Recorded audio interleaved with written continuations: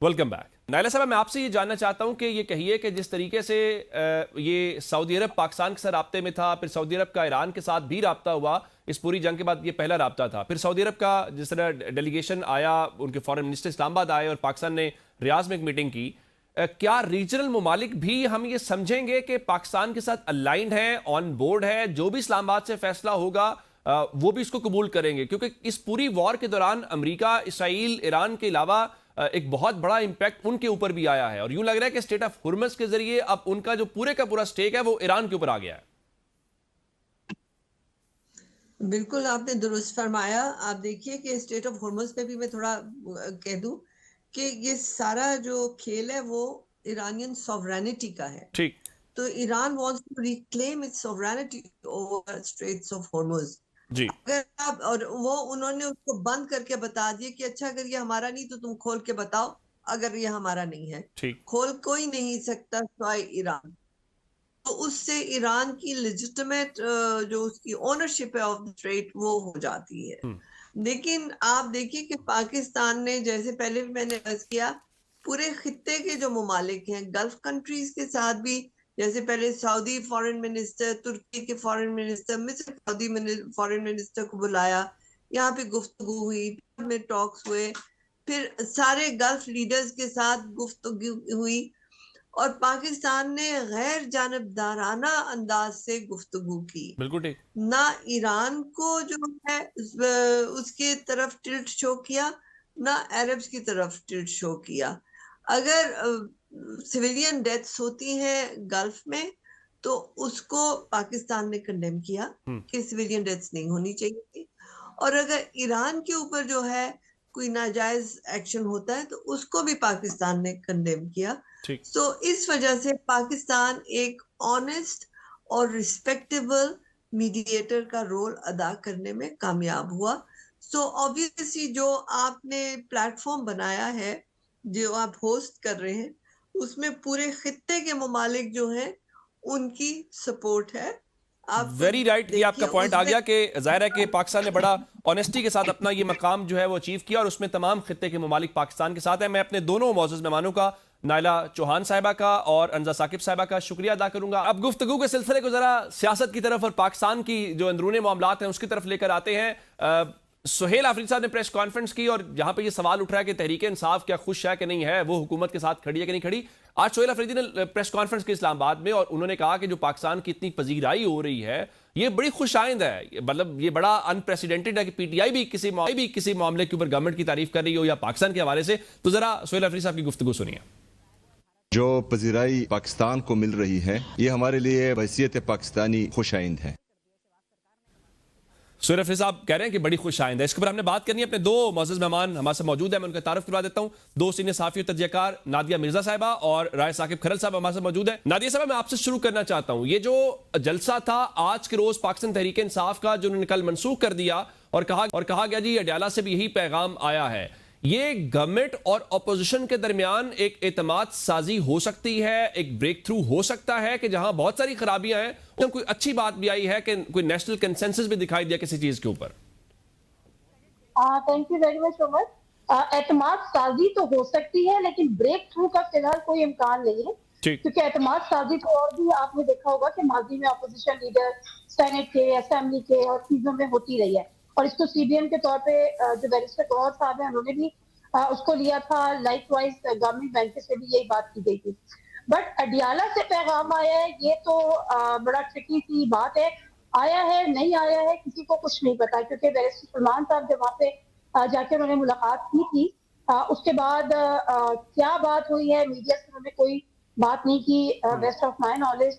और उसके बाद ये किए, उससे पहले भी आप देखें कि मामला जो है वो पीटीआई के अंदर भी बहुत खराब थे। महमूद अफजई साहब ने कहा था कि जी हमें तो बताया नहीं, हमें तो पता नहीं, हमें तो इस तरह से नहीं लिया। तो महमूद अफजई साहब जिनको इमरान खान ने जब मुलाकातें होती थी और तमाम इख्तियार भी दिए थे पार्टी चलाने के, पार्लियामेंट से के अंदरूनी मामला और अपोजिट गवर्नमेंट से राब्तों के, तो महमूद अफजई साहब शुरू से रिलेक्टेंट है किसी भी एहतजाज के, किसी भी कॉल के, किसी भी लॉन्ग मार्च के और लाइकवाइज इसी जलसे के। तो मेरा ख्याल है कि इस मैदान से पहले ही पीटीआई के अंदर ये फड्डा पड़ चुका था कि ये अनाउंसमेंट किससे हुई है, हमें एतमाद में नहीं लिया। ठीक। तो मेरा ख्याल है ये एक बहुत अच्छा खबर है और वैसे होना भी ये चाहिए था। बिल्कुल ठीक। अच्छा राय साकिब साहब, मैं आपसे जानना चाह रहा हूं कि शेर अफजल मरवत कह रहे थे कि अच्छा ही हो गया जलसा मनसूख हो गया, इनकी तैयारी भी नहीं थी।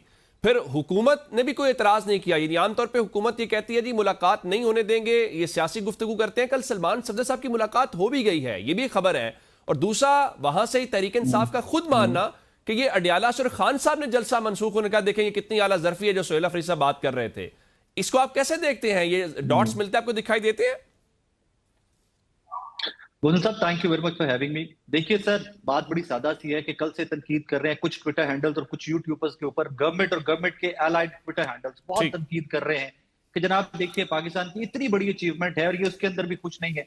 एट द सेम टाइम अगर भी पाकिस्तान की इस अचीवमेंट के ऊपर खुश नहीं है तो हम 110% श्योर उस पर आप, मैं और मिर्जा साहिबा तीनों मिलकर तनकीद करेंगे, क्योंकि बहरहाल गवर्नमेंट की अचीवमेट बहुत बड़ी है, बहुत बड़ी है। आप पाकिस्तान के इंटरनल पॉलिटिक्स में इनसे मुत्तफिक हो या नहीं हो, internationally Pakistan has achieved a lot. At the same time अगर पाकिस्तान तहरीक इंसाफ के एंड के ऊपर कोई अच्छा एक्ट है, अगर उन्होंने पोस्टपोन किया है, अगर सुहेल अफरीदी आकर प्रेस कॉन्फ्रेंस करते हैं और इसको खुशाइंद कहते हैं कि इंटरनेशनली पाकिस्तान को जो एक्नॉलेजमेंट मिली है, तो उसमें से आप, मैं या सना साहिबा किस कैपेसिटी के अंदर मीम या मेख निकाल सकते हैं कि जी इंटरनल कैपेसिटी के अंदर बहुत इश्यूज थे, इंटरनली इनके बहुत सारे प्रॉब्लम थे। I think this is a time कि अगर कोई भी ऑपोजिशन की जमात हुकूमत के साथ खड़ी हुई है तो इससे खुशाइंद बात हो ही नहीं सकती। तैयारी थी नहीं थी, मेरे नजदीक तो ये मैटर नहीं करता। Let's be very honest about it. Reason कि आपने देखा 2 दिन पहले अडियाला जेल के बाहर इमरान खान साहब की हमशीरा जाती हैं, वहां पर चंद 100 कारकुनान इकट्ठे होते हैं, सारा दिन सोशल मीडिया के ऊपर आपको पाकिस्तान तहरीक इंसाफ और वो इवेंट ही नजर आया। गवर्नमेंट का इवेंट तो आपको कोई नजर उस दिन सोशल मीडिया के ऊपर आया नहीं है। जस्ट लाइक दैट कि अगर आज के जलसे की तैयारी थी या नहीं थी, जुनैद अकबर साहब पहले ऑन रिकॉर्ड कह चुके हैं कि जहां पे हमें रोकेंगे वहीं पर जलसा शुरू हो जाएगा। सुहेल अफरीदी साहब इससे पहले कह चुके हैं कि जहां पर हमें रोकेंगे, जहां एंट्री ब्लॉक करेंगे इस्लामाबाद की या पिंडी की, वहीं पर जलसा स्टार्ट हो जाएगा। व्हाट मैटर्स इज कि खबरें बन जानी थी, न्यूज हेडलाइंस बन जानी थी कि जनाब केपीके का मिनिस्टर गिरफ्तार कर लिया गया या रोक दिया गया या सुहेल अफरीदी का कॉन्वॉय रोक दिया गया, खबरें बन जानी। अगर उन्होंने आला जरफी का मुजाहरा किया है, अगर उन्होंने हुकूमत के स्टांस को मजबूती दी है, अगर इंटरनेशनली जो पाकिस्तान को इज्जत मिल रही है उसके ऊपर तहरीक इंसाफ हुकूमत के हाथ मजबूत कर रही है, तो आई थिंक हम सबको, देखने वालों को भी और हम बात करने वालों को भी, पाकिस्तान तहरीक इंसाफ के इस स्टांस को और उनके इस एक्शन को अप्रिशिएट किया जाना चाहिए कि नो मैटर व्हाट के उसकी क्या वजूहात है या क्या है, एट द एंड जो उसकी असल स्टेप है वो बड़ा अच्छा है। अच्छा नादिया साहिबा, मैं आपसे ये जानना चाहता हूं कि आज एक खत आता है जिसको खुला खत कहा गया असद उमर साहब की तरफ से, कमोबेश वही बातें की गई हैं जो इससे पहले फवाद चौधरी साहब कर रहे थे, दीगर लोग कहते थे, कोई मिसाक जमहूरियत की बात होती थी कि नया इलेक्शन होना है, उसके लिए TORs तय कर लिए जाएं, कुछ नया एक मिसाक किया जाए। ये जो मौजूदा सिनेरियो है जिसमें पाकिस्तान की बहुत तारीफ हो रही है, ज़ाहिर है बहुत कद पाकिस्तान का बड़ा है, लेकिन जो आप इंटरनेशनल कामयाबियां जितनी भी हासिल करें उसको ट्रांसलेट तो आपको डोमेस्टिकली करना है। ये जो खत है, आपको लगता है कि फिर वही बात कि कुछ इनिशिएट हो सकता है, इस टाइमिंग के अंदर इंपॉर्टेंट है कि एक यूनिटी का एक ऐसा मौका पैदा हुआ है, उससे हमें फायदा उठाना चाहिए? जो वो कह रहे हैं ना कि हमें अप्रिशिएट करना चाहिए, हम अप्रिशिएट कर रहे हैं। देखिए जर्नलिस्ट का काम सिर्फ अप्रिशिएट करना नहीं होता, उसके बैकग्राउंड में अगर कोई स्टोरी होती है उस पर भी हमारा बात करने का हमारा राइट है। पीटीआई ने ऑफिशियल पेज से, आपको पता है क्या रीट्वीट हुई है?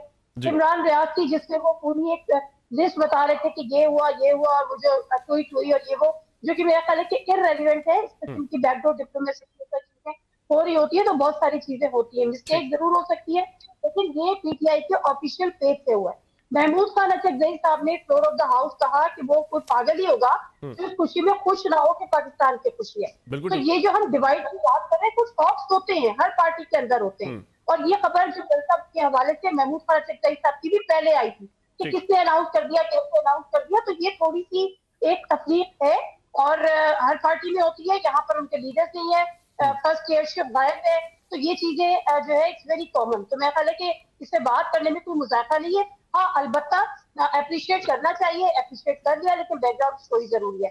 As far as your question is concern, तो लेटर देखिए मसला क्या है, मसला ये कि महमूद मौलवी साहब हो गए, फवाद चौधरी साहब हो गए, असद साहब तो अभी आए, लेकिन इनको पीटीआई ऑन ही नहीं कर रही, किसी सूरत ऑन नहीं कर रही। इनकी कोई अच्छी बात भी होती है तो उसको इररेलेवेंट कर दिया जाता है कि आपका कोई ताल्लुक नहीं है, जो कि सरासर गलत है। मैं ये समझती हूँ कि जो पीटीआई के सीनियर लोग हैं, जो भी वजूहात रही, जो भी हालात रहे जिसकी वजह से उनको लड़की अख्तियार करनी पड़ी, लेकिन अगर वो आकर एक अच्छी बात कर रहे हैं, एक अच्छा माहौल बनाने की बात कर रहे हैं, पीटीआई को स्पेस देने की बात कर रहे हैं, जो कि पीटीआई के लिए भी अच्छा है, तो उनकी तजावीज को सुन लेना कोई ऐसा बुरा काम नहीं है कि जी कह दिया जाए। तो मेरा मसला यहाँ पर ये है कि जो पीटीआई के हॉट से और जो पीटीआई का खासतौर पर जो सोशल मीडिया जो इनके हाई एग्रेसिव है, उसके हाथों यरगमाल बनी हुई है पीटीआई की अपनी क़यादत। बिल्कुल ठीक। डिस्कशन का सिलसिला यहीं से जरा जारी रखते हैं, लेकिन एक ब्रेक के बाद।